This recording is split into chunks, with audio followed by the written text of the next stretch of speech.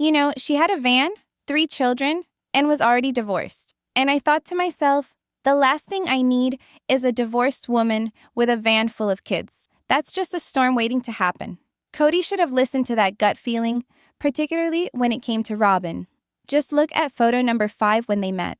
The look on his face speaks volumes. When things are bound to turn south, you can guarantee that those warning signs are going to come rushing back, and he's not going to let her get away with it.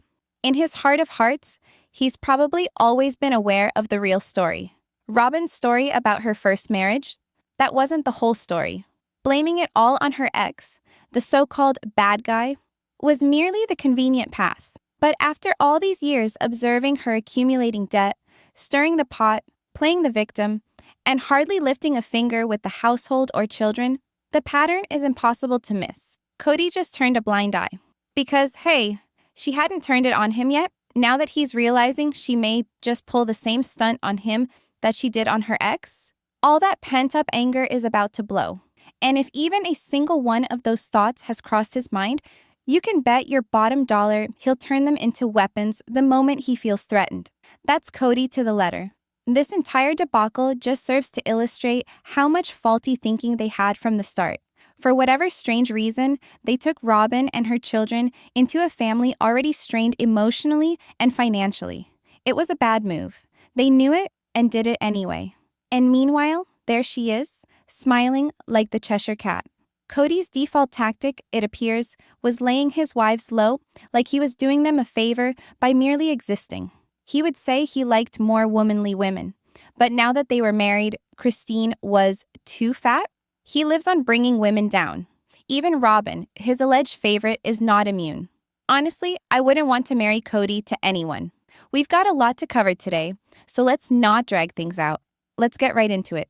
Hey everyone, welcome back. I'm Emma, and this is TLC Wives. So let's talk about those houses in the cul-de-sac. They're now nearing $1 million on Zillow. I realize that's only an approximation, but honestly, it set me wondering, what was their value anyway, when Cody was pumping about their equity tsunami? I took a look at one of them that came on the market. Christine's, if I remember right. They had purchased this one for $443,000. Then they sold it for $675,000 in July of 2018, just prior to the Flagstaff debacle. But after lingering on the market for a whole year, it only fetched $535,000? Yikes. And don't even mention to me that ridiculous, if we don't leave now, we won't have another graduation in 5 years. BS. Oh, sure. Because graduations were at the heart of everything, I'm sure. Fast forward, and if they had simply held out another 5 years, those houses would be worth that much more money now. They could have preserved the family unit, remained stable in Vegas, and spared us all the awful traumatic ordeal of the Arizona move. Okay, no one could have predicted the pandemic, so we can't fault them there. But still, if they had just remained in position, they might have all been in one roof when lockdowns occurred. Perhaps that breakup needn't have been so cruel. Instead, they sold what little equity they possessed, spent it all on moving expenses and lease payments, and wound up more broken than ever. Seriously, what was the matter with staying in Vegas? The kids were doing wonderfully there. Okay, sure, things would still have gotten ugly, but at least they would have had the comfort of home and built-in safety nets. What if they'd remained in the cul-de-sac? Would that have made them feel more plugged in? Possibly. But then again, this is a family who possessed wildly divergent opinions about such things as lockdowns and social distancing. So who actually knows? What we most likely would have seen instead is Cody holed up with Robin and their children in her place at one side of the street, and Christine and her children shuttling back and forth to visit Janelle and hers on the other side. And poor Mary, perhaps she wouldn't have felt quite so excluded had they remained all together in Vegas. But oh well, what do I know? Honestly, perhaps staying in Vegas was the best decision they never made. And yeah, Garrison caught the garter at Maddie's wedding. Just like the title says, I've been rewatching that wedding episode for the first time since Garrison passed, and wow, it hit me like a ton of bricks. Watching him there, smiling, catching the garter, it completely broke me. At that moment, you could see he still had faith in things such as soulmates, in marriage, in a future that actually felt real. Somewhere along the way, that faith just fell away. I'm happy he got that little spotlight at the wedding, even if it was fleet. Watching the show now, it's totally different from what it was a year ago. There's this heaviness to everything now. I feel bad for all the kids, I really do. But any episode that includes Garrison, it gets to you differently. I really do hope the rest of them are in therapy and receiving whatever they need to deal with this. Honestly, I'm not even certain if I can make it through this rewatch. What we know now, it's just too much. Garrison was such a life force. That energy he had was genuine, and you could sense it. His loss is huge. And you know the family is shouldering every ounce of that burden. I approached this rewatch hoping to get reacquainted with the first seasons. I saw them live when they originally aired, fell off the wagon for a period, and just kept abreast here and there through the headlines. When Garrison died, I felt the urge to begin again from the start. I managed to get through seasons 1 through 6 before the pace ground me down somewhat. So I jumped ahead to the latest season, then looped back to where I stopped. That change of heart, it hit me hard. I'm currently just about done with season 12, almost in season 13. And every time Garrison appears on screen, it just kills me. I just rewatched the episode where Garrison returns from basic training. He was grinning. You could tell how proud and elated he was. Just heartbreaking. Now, let's discuss my sister wife's closet. That would have been a gold mine if they would have simply kept it simple. Selling funky, inexpensive t-shirts, novelty slogan jewelry, and novelty items for $10 or $15. But no, they somehow had the delusion that viewers watching a reality show were going to shell out hundreds of dollars for gaudy, overpriced jewelry. The moment I read those price tags, I knew it wasn't going to last. And don't even talk to me about Mary's bed and breakfast. Her rates? Absolutely astronomical. That house had genuine potential to be successful, but the rates appear not to have changed since the 1980s. Honestly, I wouldn't want to sleep there either. Perhaps her ongoing remodel is an effort to catch up with the times, or perhaps it's a desperate move to keep the whole thing afloat. And Robin, she was definitely the force behind Sister Wife's closet, and you can sense her energy throughout it all. She takes herself too seriously, always draped in clunky jewelry, like she's operating some upscale high-end company. But let's be honest, had they embraced cheap, cheeky, playful products, it could have worked. Rather, she went for sophistication without knowing the crowd. And, surprise, the entire thing failed. Seriously, I have no idea if they did market research or not, because it certainly looks like they didn't. And the name Sister Wife's Closet sounds like it's a clothing boutique, doesn't it? But no, just jewelry. What a disaster. Robin may have thought she was offering up gorgeous designs, but considering her history with decor and fashion, yeah. It's pretty safe to say she doesn't really have a handle on what tasteful is. Now let's talk about Tony showing up to Mykelti's wedding dress fitting. Weird, right? He plays it off like he's challenging traditions or making some bold gender statement, but honestly, it just comes off as super controlling. Tony gives off this really conservative vibe when it comes to gender roles. And let's not kid ourselves. He definitely sees himself as the dominant one in the relationship. Rather than simply showing up to offer his support and congratulate Mykelti on finding a dress, he felt compelled to insert himself and dominate the moment. The entire episode exudes big toxic energy. I recall hearing him utter something to the effect of, "I need to see the dress so I know that it fits." And which, that's not how any of this is supposed to go. Then there is the incident regarding her hair. Christine pointed it out. That's just so Tony. He blurts out his opinion without any sensitivity, and it's obvious he thinks his word is final. And while we're on the topic, his strange interest in Christine's love life? Yeah, that's weird too.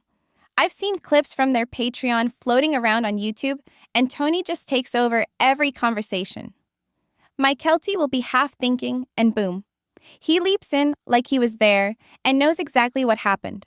Perhaps she explained it to him, but that doesn't make it the entire story. Tony behaves as if he lived it, and it's really draining. Oh, And that moment when Tony and Robin were attempting to offer an opinion on my selfie hairstyle of the day? Not really controlling, but rather odd. Possibly not the worst thing, but still unusual. I've got to say, my thoughts about these individuals have done a complete 180 over time. Watching this show is like being trapped on an emotional roller coaster, and I never even purchased a ticket. The family dynamics are in shambles at best, and my emotions have gone back and forth more times than I can count. Take Leon, for instance. Early on, I couldn't tolerate that self-righteous, superior attitude. I was sure they were preparing to be the next sister wife, just biding their time until their turn. But the moment they went off to college, something changed. They really did begin to grow on me. Go figure. And then there's Janelle. The first time around, I figured she was the practical, down-to-earth one. Low drama, intensity, just keeping it moving. But on replay? Whoa. She was essentially Cody's biggest fan ever. While all the other wives were handling day-to-day homemaker stuff, she was over in her lane. And come on, she didn't create actual connections with anyone else in the family. She maintained peace. Sure. Provided it didn't interfere with her own little world. Actually, let's focus on Janelle for a moment.